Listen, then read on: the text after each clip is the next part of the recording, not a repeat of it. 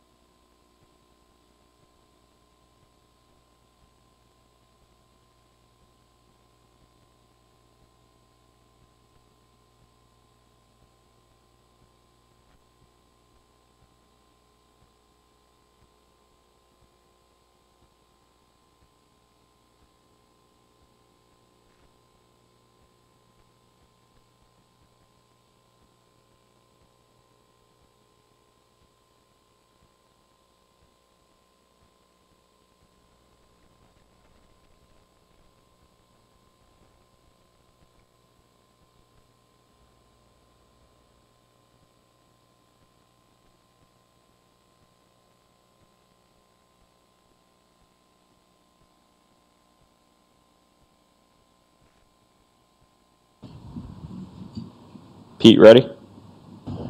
I'm ready. Here we Okay. go. Oh, good.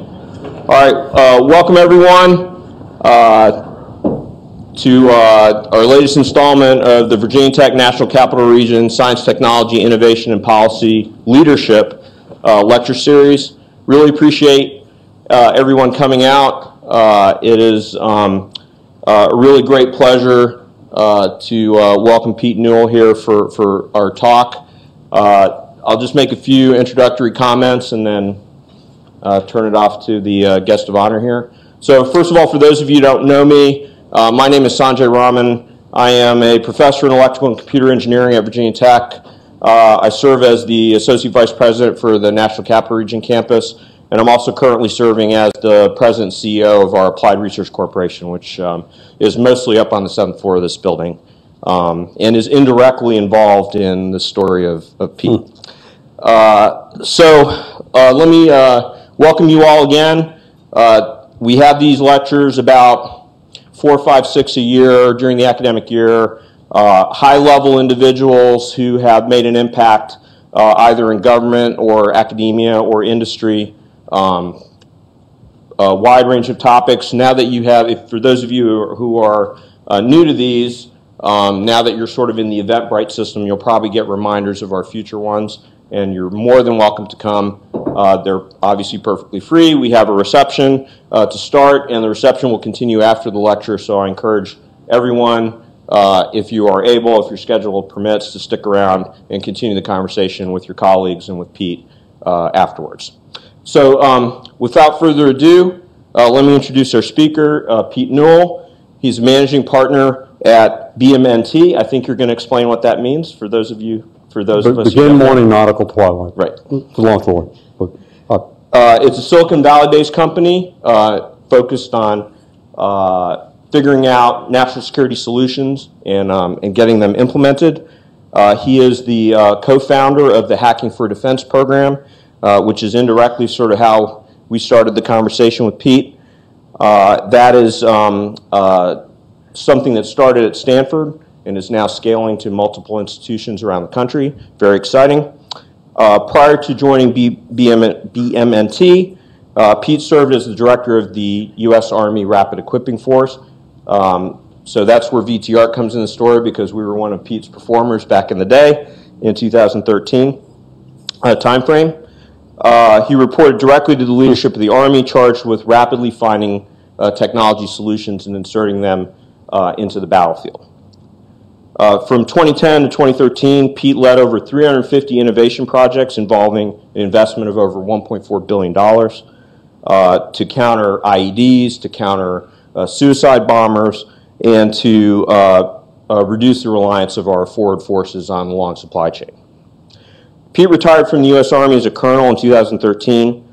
During his 32 years of service in uniform, he led and commanded infantry units at the platoon through brigade levels. He served in Panama, Kosovo, Kuwait, Iraq, and Afghanistan. He's an Army Ranger, highly decorated. Some of his decorations include the Silver Star and the Presidential Unit Citation. Pete holds a BS from Kansas State University, an MS from the U.S. Army Command and General Staff College, an MS from the National Defense University, and advanced certificates from the MIT Sloan School and the Stanford University Graduate School of Business. And one other thing, Pete is an honorary Hokie. His son's a 2013 graduate from Virginia Tech. What did he major in? What's that? What did he major in? Good question. Being in the Army International Studies. And is now a captain in the U.S. Army. Typical parent. I'm just thankful he graduated. He's following in his dad's footsteps, obviously. So without further ado, let me introduce Pete Newell. Please join me in welcome.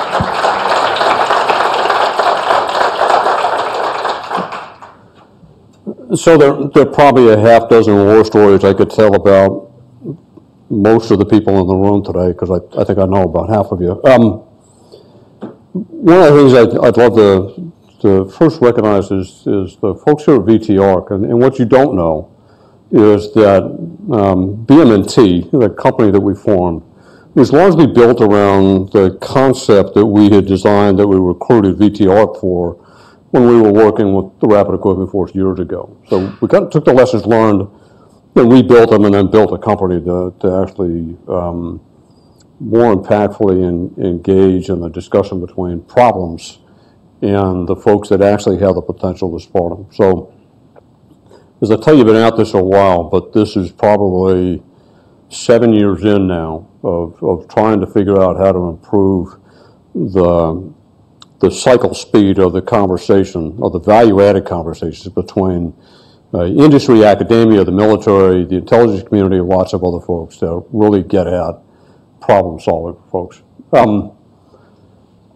In a long career, and one of my previous assignments was with the Ranger Regiment, and obviously sua sponte is the motto of the Rangers, and it loosely translates of their own accord. And it recognizes the fact that they volunteered once and then volunteered again for very difficult assignments. I will tell you that sua sponte largely embraces the mindset of defense entrepreneurs working inside the government.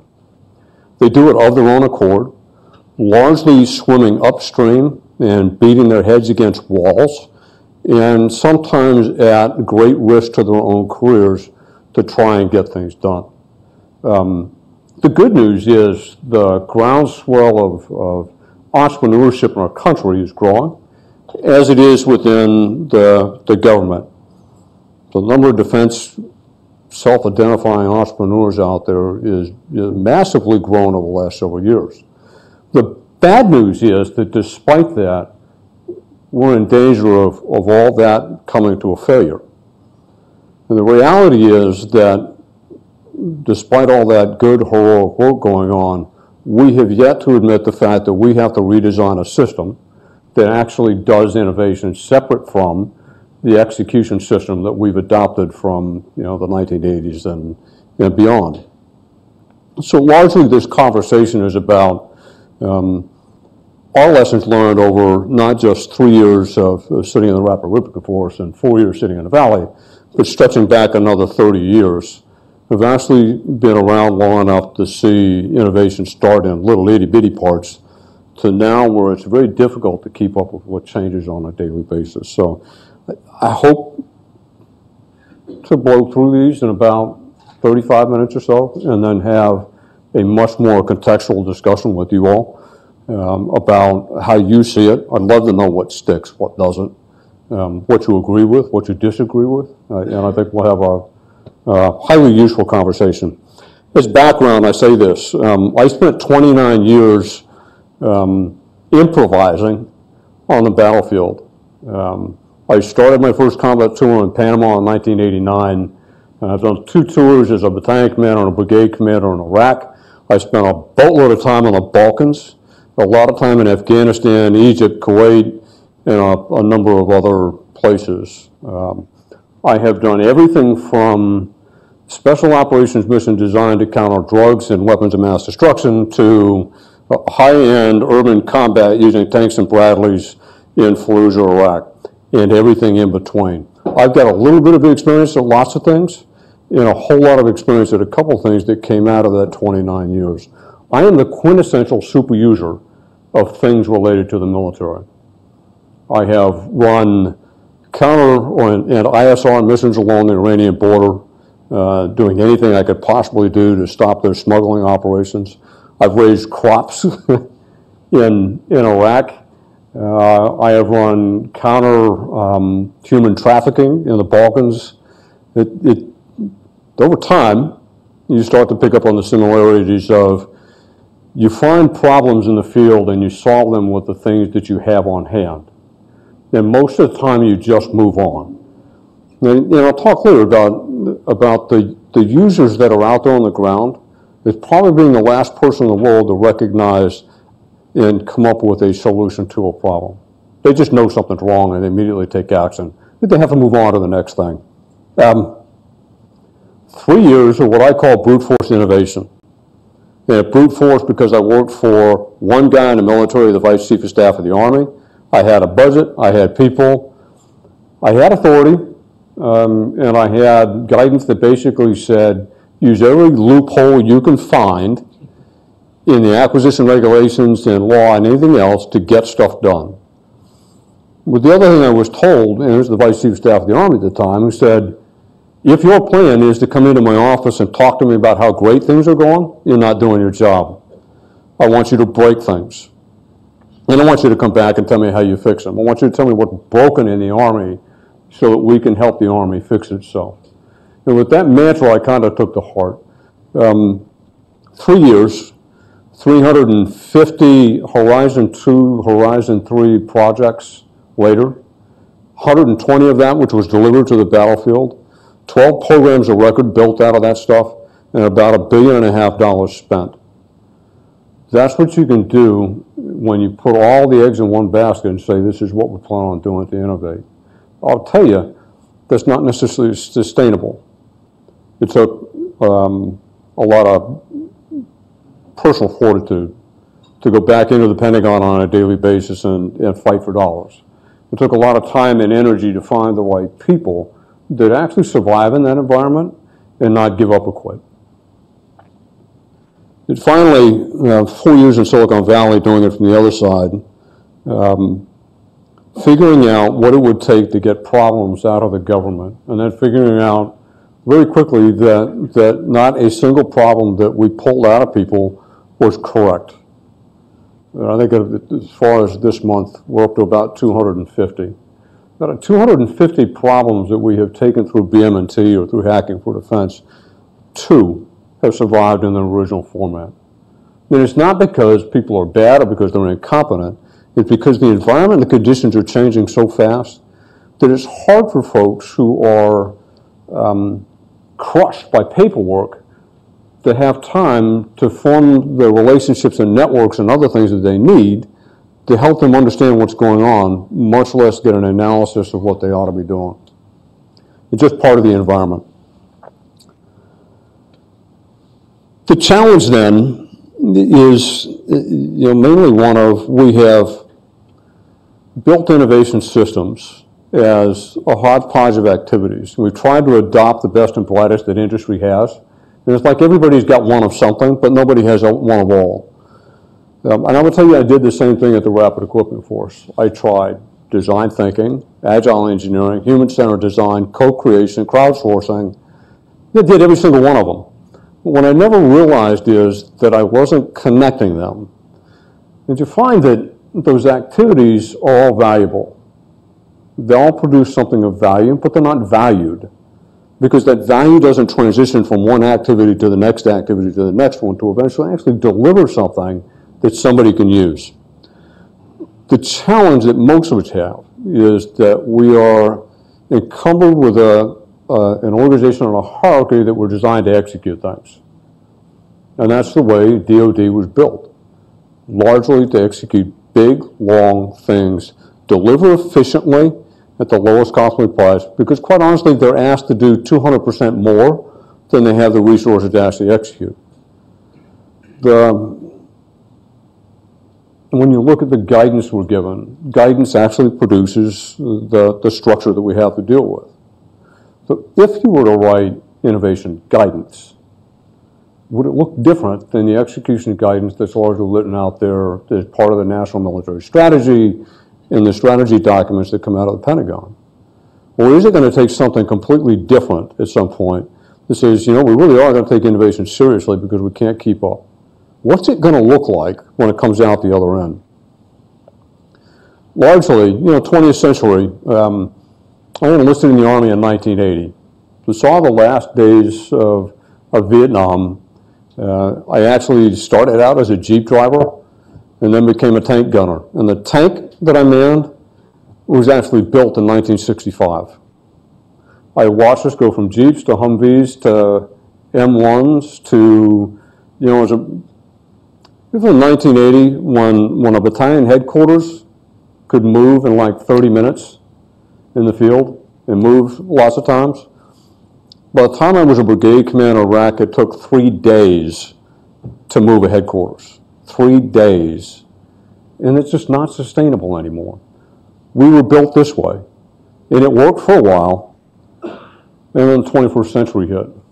On 9/11, I was one of the senior watch officers in the National Military Command Center. I can talk to you about what it looks like when you're improvising in the heat of the moment.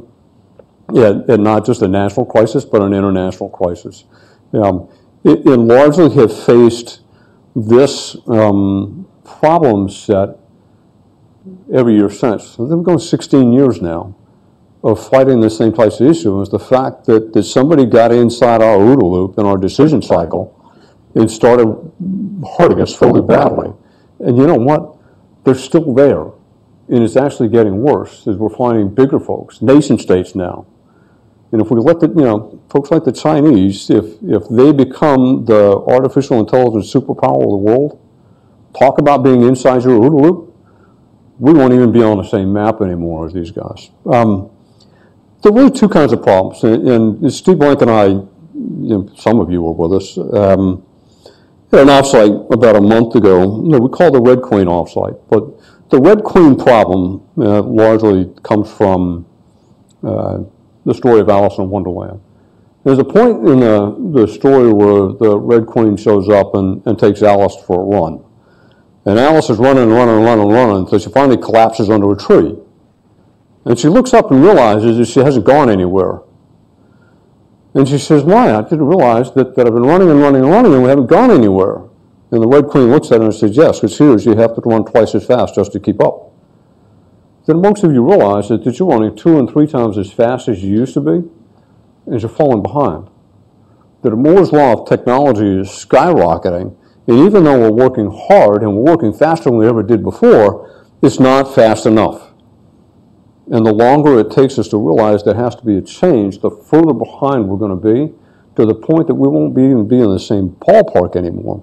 So the first problem is this proliferation of different targets out there that have overwhelmed that execution system that used to just have one fight that they had to fight. The second problem, obviously, is that our capabilities decay. There's a half-life for virtually everything out there, but that half-life is speeding up. As people are getting access to technologies that we never imagined they would get their hands on, are suddenly able to apply it in ways that we never imagined.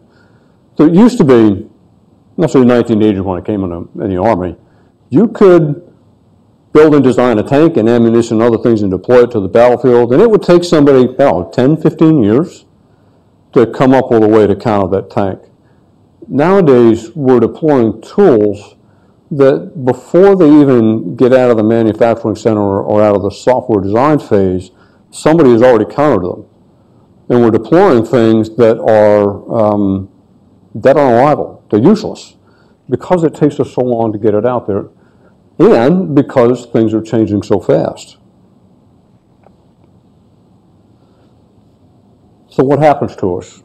We've got defense entrepreneurs. We have people who recognize this, who have lived through it, who all want to do the right thing. So essentially, when they have budgets and when they have authority and the first time they can, they do something and they create an activity out there. And the activity larger is sheltered from everything around it and protected from the execution system so they don't kill it off, although people throw the antibodies out all the time. And it lasts as long as there's a strong, dominant personality in that job to save it. But as soon as those people move on, it's the first thing that's cut. The budget doesn't show up in time, the first thing that's cut is innovation stuff goes away because we have to do the execution things. At the point that the pipeline is so full of things that we're so busy sustaining what we built before from year to year that we have no money dollars and we have no bandwidth left to create new things. The innovation stuff is the first one to die. The activities that we create, crowdsourcing, co-creation, design thinking seminar, it's all great stuff, but it's all separate. And every one of those activities produces something of value, but there's not a Sherpa out there that grabs the value from one activity and connects it to another. It happens in small microcosms, and it's happening more today because people are starting to connect.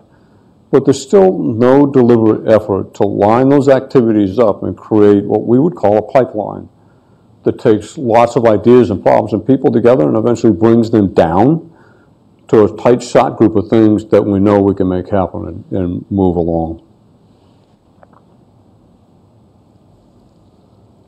The way we're set up today, quite frankly, won't scale. In fact, I will tell you that its decay rate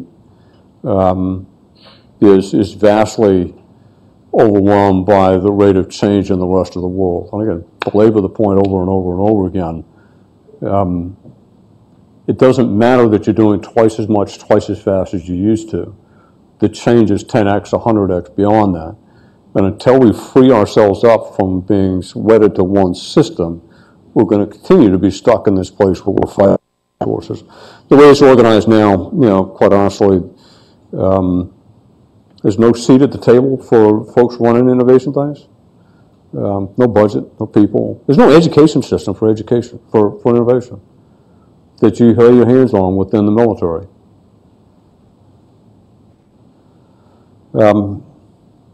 As I mentioned, we are pretty good at innovating in pieces. We are pretty good at now enabling what I call defense entrepreneurs to do things, but there's very, very little support for them. And part of the challenge is that all of these entities and activities out here are largely attempts to adopt a best practice from the commercial world that doesn't always readily translate to the way things have to happen inside DoD. We have no translators. There are very few cases anymore that we have people who have experience in both places. That are really well gifted inside the military, but also spent time building businesses or technology or other things. We've become so separated that it's very difficult to transit the microcosms. Obviously, we would love to see all that go away. Not that we don't want to do the activities, but we don't want them to be separated. We want it to be intentful, purposeful. We want them to be funded. We want there to be an education system. We want to identify people in order to get them through that. There are three things that we need to do if we're going to write this innovation guidance. And this is largely our opinions, my opinion. First is that we need to replenish the capabilities that we're losing, regardless of why we lost it, whether there's a technological advancement someplace that invalidated the armor of the M1 tank, or because it was a new cyber tool that somebody applied that just made all of the SCADA control devices that control our buildings just null and void. It doesn't matter why we lost things. The fact is we're going to lose them, and we have to replenish them. The second one is that we need to create new capabilities that will match or overmatch things that will happen in the future. It's a different level of risk. You know, if we were to write these things, I would tell you that, you know, replenishing lost capabilities is largely a Horizon 1 activity. We have things that we build, they're going to decay. And up until the point that they're completely disrupted, then yes, we need to maintain them, but we have to build in plans to actually improve them incrementally. Horizon 2, Horizon 3 are largely about using the opportunity to incrementally improve something while you're constantly searching for the thing that's going to make it go away. What is the disruptive thing that I'm going to add at Horizon 3 level that just makes all that pain go? My experience with Horizon 3 work is the real stuff that happened, that is an aha moment that we just completely created a new system, largely came from an attempt to improve something else. It wasn't that we went chasing something completely different, but it was the sum of the work that people were doing at the Horizon 2 level. Somebody walked in and said, you know, I talked to 3 people and I just had an aha moment. We can make all that go away and do this. And that's where it largely comes from. Finally, we have to deliver an organization with processes, all the way down to the human resource level. How do we handle people that do this? Now, most folks, you know, as they say, you know, a separate system, they say, yes, we need to have an MOS for innovators and something else. And my argument is, no, not necessarily. We got to have jobs for people, but we need to create permeability between two systems so there's a constant flow of people, ideas, solutions, and things. The real value out there isn't in either system, it's in the middle ground between the two. That's where people mix it up, and that's where things come from. If we were to do that, and we get rid of all this innovation of pieces and actually organize them as something, it will require essentially a guidance that calls for different kinds of people operating under a different vision, with a different culture, with an actual process that requires them to deliver. And at the end, that process has got to feed back over to the enterprise, the execution system. Kind of looks like that. The real difference in the execution system, clearly there's an organization that drives resources and priorities, that lays out operational capabilities. There are deliverables, and finally there are metrics. The things that are different from one system to the other is really the vision, the culture, the deliverables, and finally the metrics. Now, I can tell you, having watched DIUX 1.0 versus 2.0, but in my humble opinion, the failure of DIUX 1.0 wasn't people. It was the really horrible metrics that were applied to it by folks in Washington, D.C. They were asked to measure and grade the wrong things. Absolutely inappropriate for what they were doing in Silicon Valley. That has since changed, which has been a significant improvement for the folks out there. But that's probably a significant hazard. people need to be different. And if you thought about it, if I were out to recruit individual, creative people, what would I find? And I get asked this question a lot. I stole a lot of this from my time working with folks at IDEO, folks at the D School at Stanford. What's creative confidence? How do you do it? And I had a chance after I retired because Stanford wanted to do a case study on REF. I spent 6 months with a case study writer at the Stanford Graduate School of Business, having him borescope everything I did for 3 years. It was a fascinatingly uncomfortable thing to go through. But at the end, you really had time to look back and say, okay, I understand the behavior patterns that were value added and that weren't. And some of it, the thing about aggressive curiosity, the kinds of people that just ask questions naturally. They ask questions to learn things, not because they're questioning something else, but they want to know more. The idea of being empathetic is the fact that they can listen and actually pull things out of people, which is one of the mainstays of what we teach as part of Hacking for Defense. Mostly just teaching people how to ask a better question, how to get people talking, to give you more so that you're starting to capture the data that you need to actually get real work done. The ability to connect and align disparate ideas, dot connectors. I don't know if there's a way to recruit for dot connectors, but people who recognize dots and know how to put them together. You all have seen them, and you know they're valuable. But if you had to articulate, where to find a dot connector? What school do you go to find one? They kind of grow up that way. Anyway, the rest of it. Peripheral scanners. Folks are humble storytellers. Those are the types of people that I would say are the best Sherpas of a process of innovation to get things through. They're not necessarily the innovators themselves, but they're really good at building microcosms and ecosystems of people to pull together. Somebody's got to be the aggregator that gets stuff together and then applies the process that actually lets that valuable group actually perform something. A different vision. And I will tell you, this is the division I wrote for the Rapid Equipping Force after I had a major upset. What I will tell you is when I first got there, REF was kind of focused in the wrong direction. It had separated itself from the Army and was essentially not helpful and was a risk of going away. They missed the major signals that something had changed on the battlefield in Afghanistan. And what my data showed later on was the 6-month delay in figuring out something probably cost us about 5,000 casualties. That's about 2 brigades worth of infantrymen in a short period of time in an IED fight. So this is largely the product of a year of going to school and doing some real digging out is, what is the vision for the organization? And Steve Blank and I have had a lot of conversations about this because this is one of those things we realized that we said the same thing. That first line, what Steve says is get out of the building. Well, I say be present, which means get to the battlefield. Don't expect the user to come to you, and don't expect to come. You have to get out and get people.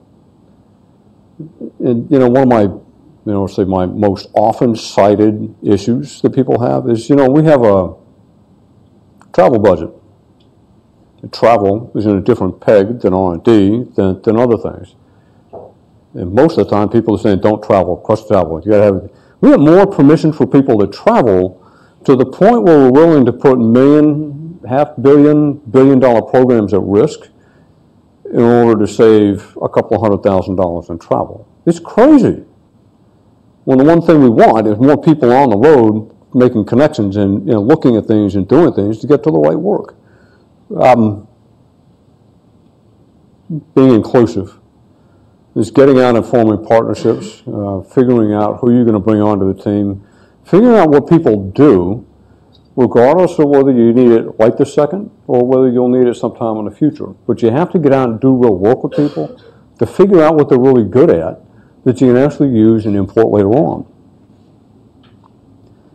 Different culture. And this is the one that I think I probably drove into the Rapid Equipping Force the most. It is the same one that we've applied to BM&T and is the same one virtually that every client that we run into has got to understand. collaborative, transparent, inclusive. We push hard to get all problems into an environment where they're at the most basic level of unclassified, because it opens up a big old portable of potential people who can work with you. We are absolutely driven by ensuring that the standard we're trying to meet is that set by the user, not the buyer, not somebody else, not 16 people in the system. But the one benefit of that is we don't let people add things unless the user says it's absolutely required. So the idea of mission creep and other things is easy to defend against, and you just say no until you prove you got the data the user said that was required to meet a standard. Negotiating performance, cost, and time. And I will tell you, in the innovation process and network, time is the gold standard. How long does it take you to deliver? We'd much rather deliver the 70% solution and get it in somebody's hands faster, and then incrementally improvement up to the point where we're ready to transition that into the enterprise system as something big, which means that not everything's going to transfer. I'm going to talk about my time at RIF. It's starting with 350 some odd projects and only delivering 120 of those to the battlefield. Do you know how many things I had to kill? Do you know how many phone calls from congressional office and how many demands that I go to Capitol Hill and explain why I killed off something and I wasn't going forward, how many businesses came to me? It's very easy to show the data and say, because your thing doesn't solve this problem. It's great stuff. It doesn't solve the problem I'm focused on. And that's all I'm going to solve right now. Instantly move on. Leaning forward, to anticipate, to understand, and to better predict. Means you have to be embedded in this innovation ecosystem, embedded in different places. You have to be a generalist to not just understand your specific technology, but you have to understand how the acquisition system works, how contracting works, how different users work. You spend a lot of time in other places, offices, and other people's businesses trying to figure out how they do things so you do a better job of transitioning things from one activity to the next. You have to understand the value proposition for the different people you're going to bring together to actually get things done. The only way you can do that is to spend time with them in the environment that they exist in so that you understand their pains and what they have to go through. Different metrics. These are mine. Those are the ones that we hold BM&T accountable for, hacking for defense. And the only two that count, these two down here. At the end of the day, all we're really grading ourselves are, did you solve a problem? I don't have to solve all of them. I don't have to solve 90% of them. We have to do some of them. The rest of this is just really good hard data that we use to make sure that we're doing the right things. There's a real danger when, in fact, we argued, we presented this differently a month ago at an offsite and talked later on and then argued over a little while longer, is the realization that we don't want to build two more silos. We don't want to let somebody build an innovation system that is separate, distinct, walled off, and protected from the rest of the world, which is what people were saying years ago. Is you can do innovation stuff, they've got to be by themselves in a separate building and nobody messes with them. Well, the fact is, the real work happens between them in here. That free play, and I call it a sandbox. It's like the playground. When you showed up, there was a fence around the playground which protected you from running into the street and doing other things. And there were a couple of adults circling around it, usually the moms that would put Band-Aids on things and protect anybody from being horribly injured. But outside of that, you could take a football, a bat, and a golf club and invent a new game. And nobody cared what the rules were, as long as you did that. And eventually, if it all worked and people played it off enough, you turn it into a new sport. The playground is between the two. We create this permeable barrier that lets people flow back and forth, that's shepherded by other folks, and ensure that there's value that's traded back and forth, they'll survive. And that's where the real work is going to get done. This is a parallel, overlapping, allowing people to move. And my favorite, when I look at innovation folks and say shared resources, you get some of your own. It's kind of like seed money. There's a real danger in giving folks involved in innovation too much money, because then they think they have to solve everything, and they stop trying to recruit a crowd to help them get things done.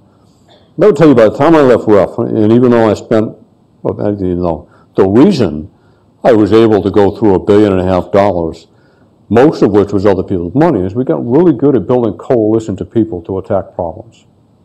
At the point that we would not take a problem on unless we could identify the coalition of folks across the force that we were going to be able to build to do it. And that was probably, when we started killing things, it was, yeah, we'll take it on and we'll work on it eventually, but if I can't get the coalition built, it's not going to happen, because I'm going to consume resources maintaining something that nobody wants.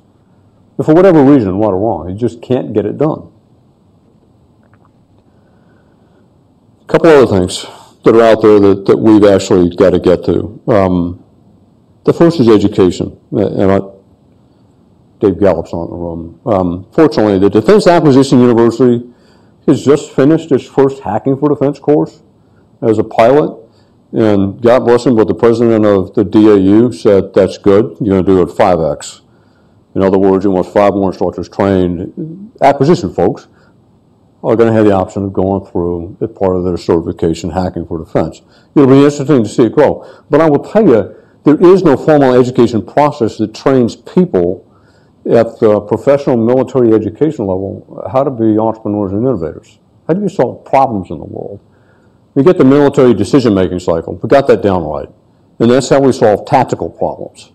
But I will tell you, at 29 years in the military and a whole lot deployed and a whole lot in combat, about 0.1% I spent solving tactical problems, and the rest of the time I was solving really nasty, complicated problems. The MDMP was not well suited for problem solving. It was so bad as a brigade commander in southern Iraq that it covered an area the size of the state of South Carolina that I no longer held brigade op order generation processes. It was all problem solving. So what problems are we solving this week? Where's the data that goes with the problem? What are the resources I have to array against that problem? What's the effect I'm trying to achieve? How does that touch everything else in the world? I had no idea what I was doing at the time. I just knew that MDMP was not a 5-paragraph op order, was not going to cut it for the environment we're working in. I will tell you, it is mostly not relevant for the types of things we're doing. So first and foremost, we need an education platform within the military that teaches entrepreneurship and innovation and the activities. It allows us to take that best of breed stuff from the commercial world and re-blue it as stuff that makes sense for the way we do it, while also driving us to reconnect with the people in the commercial world that do this and find those places back and forth. The second one is experience. There are very few experienced entrepreneurs inside the military, but those with experience, by and large, have left. The first time they got a taste of it, loved what they were doing, whatever else, they decided to go start a company or go work for somebody that allowed them to do that. I will tell you largely this way. I retired in 2013. I got an invitation to go take another job, essentially as the XO to a 4-star general someplace, which in most cases that's a beeline to a general officer promotion. The problem was I was addicted to what I was doing. I was ruined by REF. Not professionally, but I just could not see myself working in a small room doing the same thing every day when this is the type of work that I could know. Well, our problem is we build all these great people and we give them a dose of entrepreneurship and innovation and they look up and say, you want me to stay and keep doing this inside this system? I have no place to go but leave if this is what I want to do. We need to give people experience, but at the same time, we need to make sure that there's a place for them to continue to get experience and continue to professionally develop themselves if that's the type of work they want to do. The last one is knowledge. And I will tell you, we've been at this for 2.5 years now with Hacking for Defense, and the data we've gathered is monstrous to the point that we're not doing such a great job of going through our own data to figure out what we learned. Imagine if you built an enterprise system and says, we want to share lessons learned in entrepreneurism. I go to Harvard, Yale, Columbia, Stanford, Duke, a number of other places, and they have massive libraries. They have knowledge networks, just like we have in the military for tactical things. But we don't have this great knowledge system that allows us to share, best practices, TTPs, things like that. How was this a technology that we looked at evaluated against a certain problem? What were the shortcomings? What were the things that really went well? In real time, I'm not looking for the 20-year data repository, the real time of how quickly we bring that together. The last thing is the pipeline. My forte is the pipeline. Is how do you take those disparate activities and line them up so that the value moves from one activity to the next, all while you're providing yourself the opportunity to kill off things that may clog the pipeline. We don't want lots of stuff going through it. We want lots of stuff to start with. And like Silicon Valley, we then want a fairly brutal means of killing things so that only the best of breed, most opportunistic stuff gets into the far end of the pipeline where we're really turning major resources against it to get something done. I will tell you that's not the way it works today. Today we got lots of people with ideas and we got the enterprise system and they're all stuffing stuff into that pipeline. And it's really hard to sort out what needs to die off and what needs to be built up, what needs to be parked for a while. Now, the pipeline, disciplined, evidence-based, data-driven, I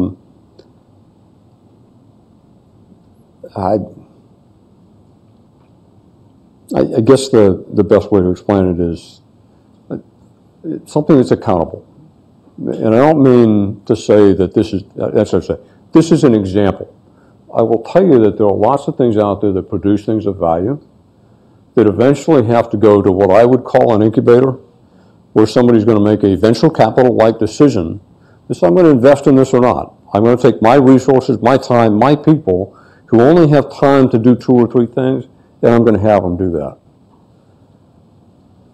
If you're running 8 activities and only 3 of your activities are producing investable things, I might submit to you that you probably want to stop doing all those other activities and do something else. Accountable means over a period of time that that activity is producing something of value that transfers to somebody else. And if it doesn't, it's time to kill it off or park it someplace else. That's my version of accountable. It's not about numbers. It's about the value that it produces over time. 2.5 years in, 2 processes that look identical until you actually get in the middle. On the one hand is hacking for defense, which started by accident. We were prototyping something, clapped ourselves on the back and said, it really went well, but we brute forced it. It's not scalable, and we're not going to do it again. Only to have somebody sitting in the back of the room raise their hand and say, had this been a class at Stanford, I would have taken it. Can you imagine having former SecDef Perry and Steve Blank sitting next to you, coalesce over something in about a nanosecond and look at you and say, guess what you're doing? You're going to build a class at Stanford University called Hacking for Defense, which means that you're now going to recruit problems from the government and recruit students to compete as teams to take those problems on and come up with a solution. Nobody in their right mind wakes up in the morning and says, oh, that's what I want to do this week. But by God, in 9 months, we did it. We had no idea that we could actually get problems out of the government or how we would do it. We had no idea that we would get students to actually, graduate students, not like they have a whole lot of free time. And, it's a new class, and it's not exactly in the syllabus for things that we're going to do. And by the way, we wanted it to be diverse and cross-listed across campus so that anybody could take the class and conform and go after this. We had no idea that any of that worked. We had no idea that Stanford would even let us do it. Turns out it went really well. To a point now that I think we had 10 universities teach this year, and we'll recruit a bunch of others that are going to be there. At the same time, we had folks giving us the problems at the enterprise level, JIDA, DIUX, and several others who said, we really like this idea of getting problems, getting them into the classroom. However, the idea of solving one problem a year for me is really underwhelming. in Jida's case, the way the JA explained it is I have 100 problems coming in and 10 going out. The portfolio of my program managers has gone from 5 things to 10 things to 15 to 20 things to a point where my program managers are managing paper. That's all they can do now. So, and you're teaching now college students to do things that my folks ought to be able to do. So what I want you to do is I want you to take one of my problems, my team, and I want you to run a version of that thing every quarter, and I want you to clear my problems. They don't care if you tell me to kill it, but I want them cleared. Get them off the plate. And that was followed by DIUX, the NGA, DIA, NSA, CIA, virtually the entire intelligence agency collection of the United States is somehow embedded in this thing now because they all have a very similar problem. They have more problems coming in than they're solving, and they don't have a process of getting them out. So there are 2 systems that came out of this process. And I'll come back to what I said to begin with. Sua sponte works up to a certain point. You know, if you're a highly elite force and you're looking for people who will stand up and pony up to do something of their own accord, which is largely what an entrepreneurial system does, that's a great thing. And we need to foster that. We need to find a place to put them. But, you know, in Silicon Valley, you've got a whole ecosystem that was grown around entrepreneurs. They have universities to go to. There are venture capital folks. There are mentors. There are startup hubs. There are all of the things that you would want in an innovation ecosystem exist in Silicon Valley and lots of these other places. Then if we're truly, truly serious about it inside the government, we're a long ways behind because we have to create our own version of all of that, and we have to make sure that it is still well connected to stuff in the commercial world. It's not one versus the other, it's one and the other that we actually have to get to. So with that, Sandy, thanks for the opportunity to come talk to folks, and for the rest of you, thanks for your patience. Some of you I know have heard this before, but really what I hope to get is your feedback. The most important thing in the world for us to have been after is really understanding how's it going to work? Whether you agree or disagree, but how is it going to work?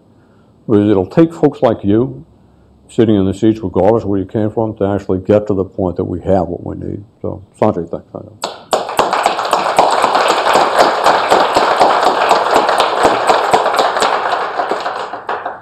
Peter, that was fantastic. We have about 10-15 minutes for Q&A. I would ask if you're sitting in the auditorium sort of seats here. There's a little vertical bar button. It'll turn a light on your microphone, and ask your questions that way, and open up the floor. Who's the first challenger? Hi, Pete. Thanks very much for that. I'm Blythe Crawford. I'm one of the foreign guys that works in the five-sided hurt locker, as they call it. Very quick question on your Red Queen analogy. Everybody keeps telling us we need to run faster just to keep up. But did you look at any ways that you could potentially take like a frog leap forward? So rather than looking at the next thing that you can innovate against, looking at maybe something beyond it, or also looking at ways future technologies can converge, where convergence might actually be something that is greater than the sum of the individual parts? I'm definitely wanting a part of here, so I'm going to miss part of that. So let me make sure I summarize your question. So two-part question. Can you leap ahead rather than just running faster? And then the second is, how do you exploit convergence of future technologies? Well, convergence might be a way of doing that in terms of taking two new future innovations and converging them, which then potentially gives you a leap forward in terms of being better than some of their parts. Did that come through? Yeah, yes, and I go back to what I said about the results of most Horizon 3 things came from a series of Horizon 2 work that were being done. The more you do and the more you look at problem sets and the more you look at the technologies, the easier it is to say, you know, every problem has a half-life, and the technologies have kind of a half-life too. Over time, you learn to recognize the signs of that problem is going to change radically, and it's going to keep changing radically because the speed of the technology is just too great. The velocity is too great. So rather than invest in one thing, we're going to continue to invest in the understanding of it, and we'll solve Band-Aid things along the way. All the time we're taking the lessons learned from that and feeding that up into, hey, what are we going to do to get ahead of this thing and get there? And that's why it's horrific when you divide all those people up and say, you guys just work on these things, and you guys just work on these things, and you guys, because you don't get that lateral learning that goes back and forth. I talk about the shared space between the two systems, and that's really what I'm after, is the more you solve and the more you touch, the more you learn, and the more predictive you get, and the opportunity to identify the opportunity to actually do a pinprick investment that has, massive overlay becomes much greater. It's almost like creating the opportunity for serendipity to strike. And there's some venture capital folks and entrepreneurs who are serial, I guess they would have a serial ability for serendipity to hit.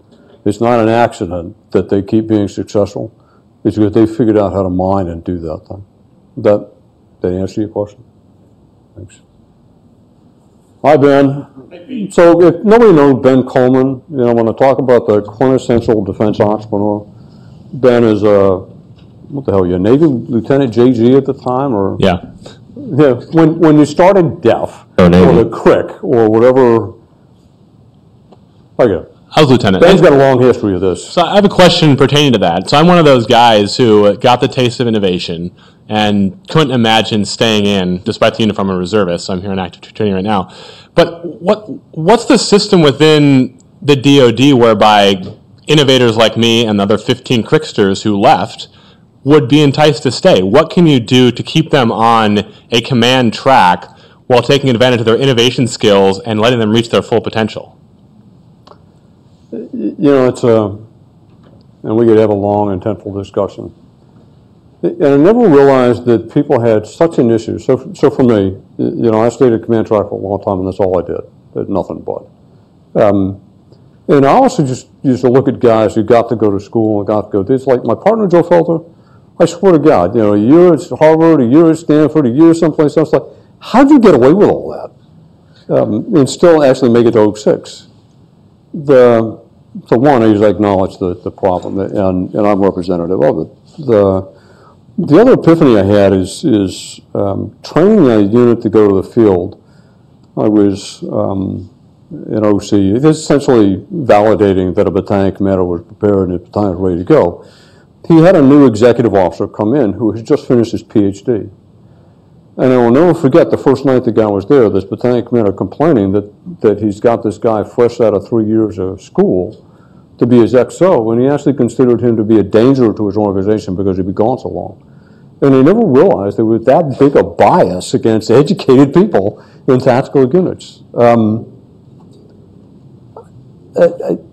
I don't know that I have a specific answer other than the current system of promotion and evaluation. It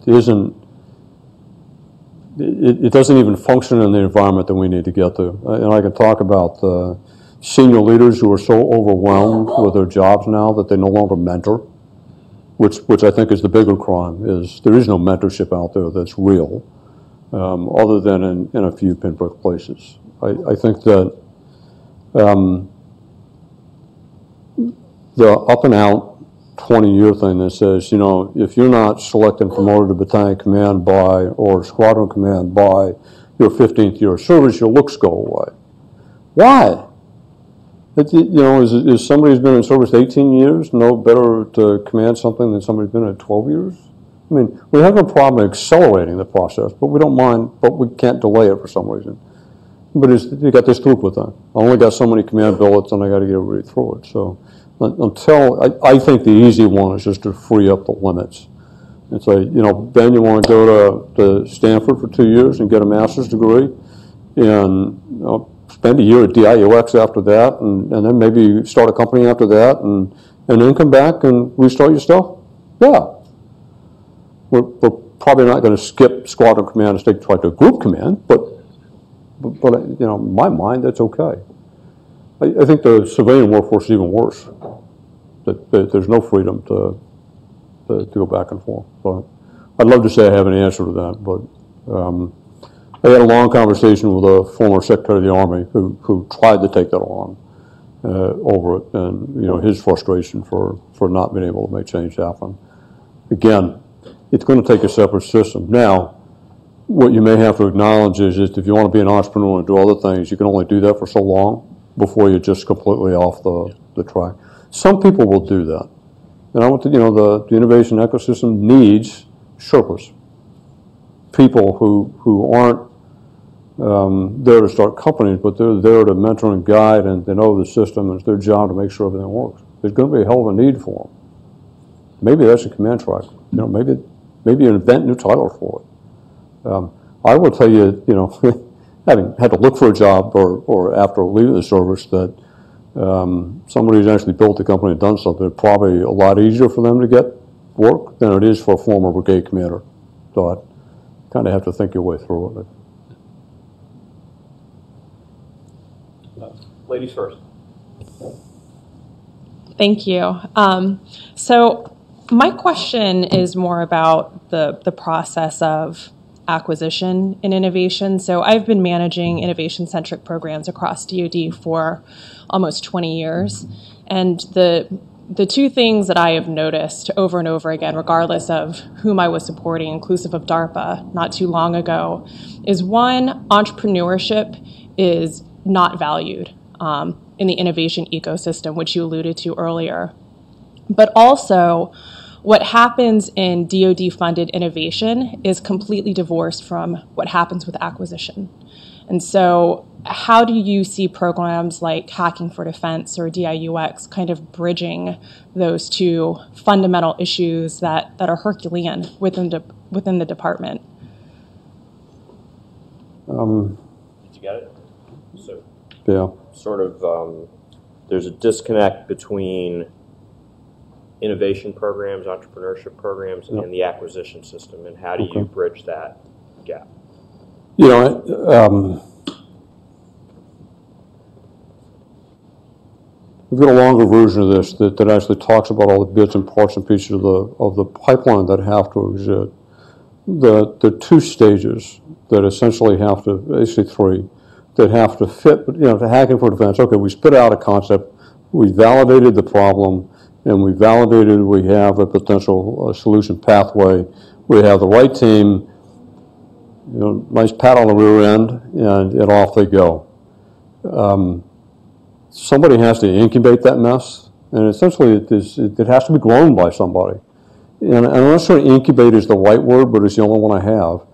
Somebody has to oversee them and make sure, one, that they get resources that they need in order to continue to grow, and two, that they are disciplined, held to a standard of delivery, and ensure that what they're delivering still answers the original problem. So there's just that part. Then there's the part that connects them to the enterprise system. How are they handed over? Who determines that they're ready to be handed over to the acquisition center for a full-blown acquisition program? And whose responsibility is it to do that? When I was at REF, it was my responsibility to transition things in versus somebody looking at the acquisition program manager to send a certain amount of your budget and your assets and whatever are intended to design a receptacle, and it's your job to receive innovative stuff that's coming into your program. So what's missing are those two pieces. One is on the innovation side, where you have to actually incubate those things to the point that they're ready to hand over, because you don't want to suck in immature, poorly designed, poorly validated small things into an acquisition program that's being held to an execution standard. It's just not fair, and it's never going to do it well. But at the same time, the enterprise execution system has got to be told that a certain amount of its resources and assets are intended to allow it to bring things in. So a little freedom between both to allow them to connect. That answer your question? Kind of? Yeah. Okay. It's a much longer discussion. Okay, so Pete, thanks for laying that out. I think the framework makes a lot of sense. So 2 points and a question. So point one, I think everybody in this room, we've all seen and dealt with parts of that solution. We see the challenges. We've either lived it on active duty in the intelligence community.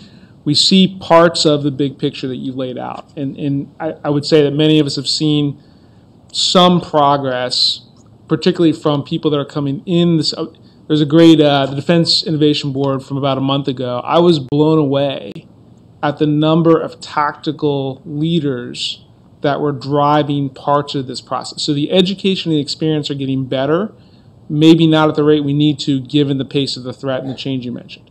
So given that, if you were in charge, do you think that the way to solve this, does it have to be from a top-down massive change, or do you think that there are ways to organically improve the system from the bottom up inside with pilots over time? How do we make this happen? My experience, particularly at REF, and it was, being a REF director was an interesting job just for the fact that you got to sit in a room with a lot of really senior leaders and watch them make decisions. You also watched the level of frustration they had, that they knew conceptually what they wanted to have happen. And because they had these staff systems that were all designed to filter stuff to them, is they got nothing but these 5x8 white papers, and their whole life existed around how much information can you put on a 5x8 card. In other words, they were making decisions, horrible information. And you just said, let me introduce you to some guys who are doing this. It's both. Our approach has to, I don't want to say go quietly, because we're not quiet anymore, but we started at the grassroots level. We wanted to prototype out of sight, out of mind, and work on a bunch of things, and eventually develop the data that allowed us to prove that we knew, we wanted we going to get it right, but we wanted to get it right without a lot of people putting pressure on it, is to prove it was viable, that we understood what we were doing. But then there's a need to deliver that data to the top, which is, I penned an op-ed that's in Defense One today that essentially lays out the basis for what I just talked to you guys about, is at the top, we need to have a real discussion about what innovation really is. And we need to, I heard it. I've heard senior officers in the military talk about culture change until I blew in the face. I don't know what that means. It's almost like innovation. It's not defined. You keep talking about culture change. I'll define it. It means X, Y, and Z. Write that in guidance and quit saying this. But they need to be given real data. Somebody needs to give them the color to go with the framework that they have in their minds. I don't think you can do one without the other. Then the challenge is you have to recognize that the folks in the middle were asked to do 5 other things, and that's what they're incented to do. All this other stuff sounds good, but that's not how they're being graded. So the metrics, until you change the metrics by which people are graded, you're really not going to get much of a change to happen. Metrics changing starts at the top and works its way down, but validating that the metrics are right goes from the bottom up. There has to be this continuous virtuous cycle of information that goes back and forth. Quick follow-up. How many of the senior leaders right now in the community do you think get this? Say that again. What ballpark percentage-wise? Do you think 10% of our current leadership, military leadership or defense, national security leadership, 50%? How many people really understand the concepts that you're talking about? Would you, just from your own personal... In terms of the senior leadership? Or? Yeah, just personal observation. Here's what I would say. The penetration from senior leader down to middle manager is growing. That's good news. So I've gone from having conversations with 4 stars to 3 stars to now the 1 stars. Now the 06s are showing up. Because, if the 06s show up, it's serious because now somebody's going to do some real work. It used to be that we'd have a conversation with somebody and and they'd go back and you wouldn't hear much. Now people are showing up with stuff that's like, dry erase walls. Half my walls are written on by other people.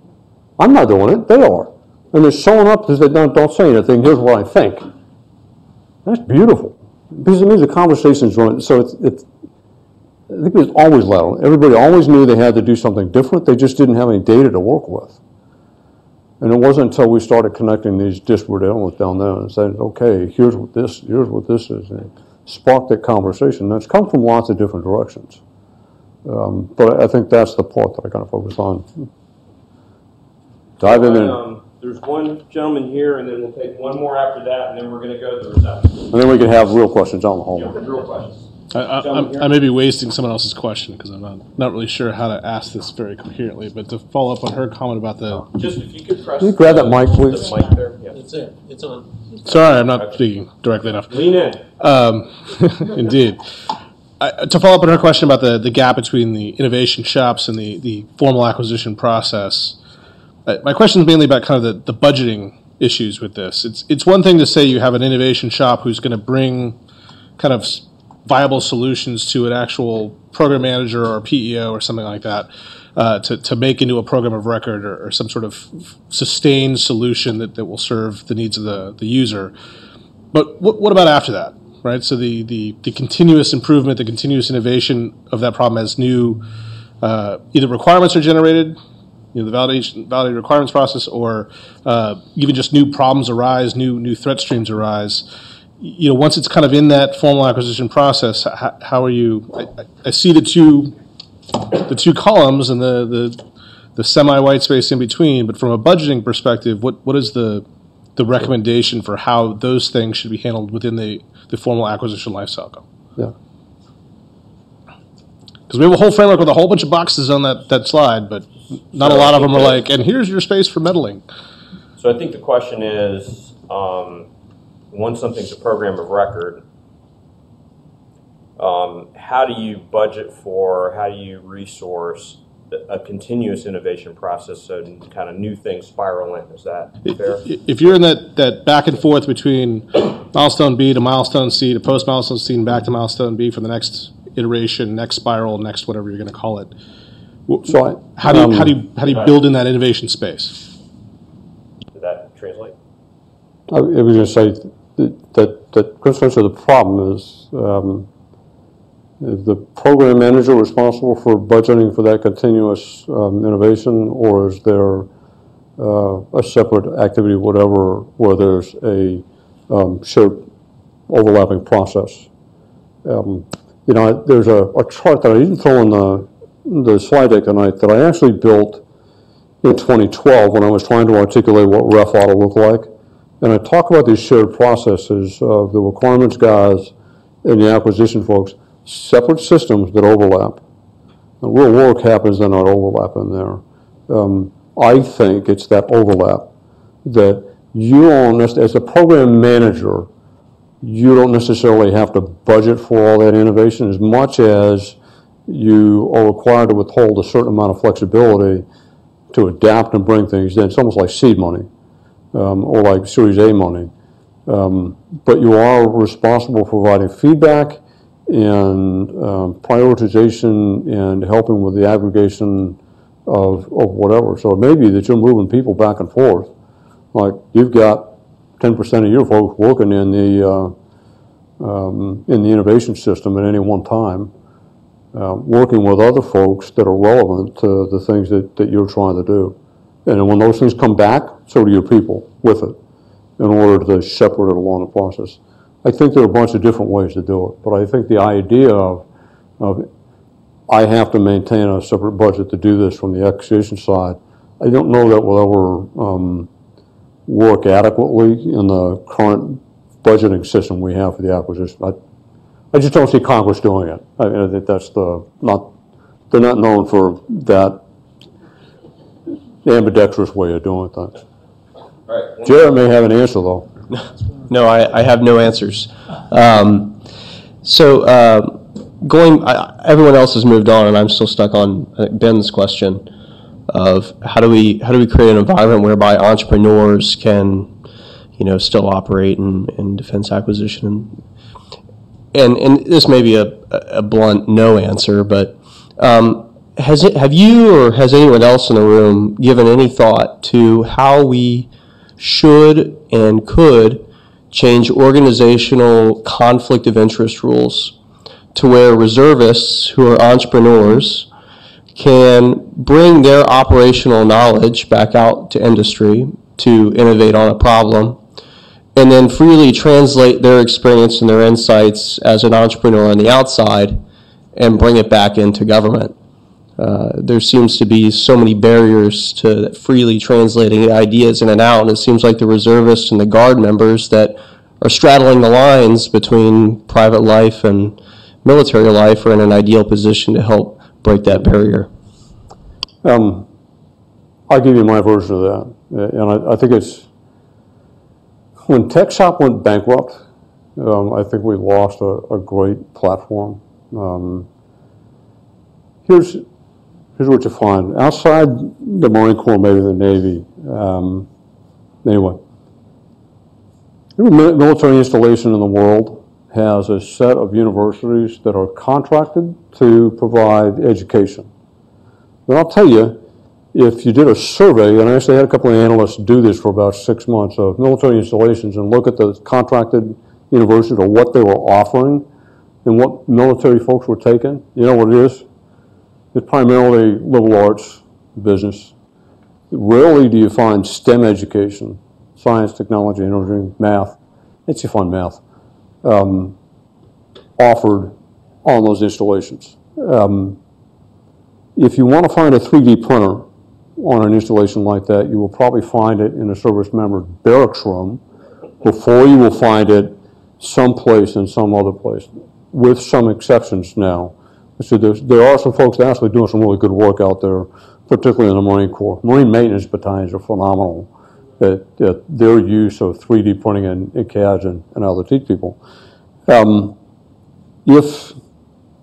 If you wanted to find an Arduino board or somebody coding how to reprogram a UAS system, I guarantee you it's not in the UAS hangar. It's in a room someplace. And these are the types of people we're recruiting into the military, and suddenly tell me they don't want to touch that. Leave that to the professionals.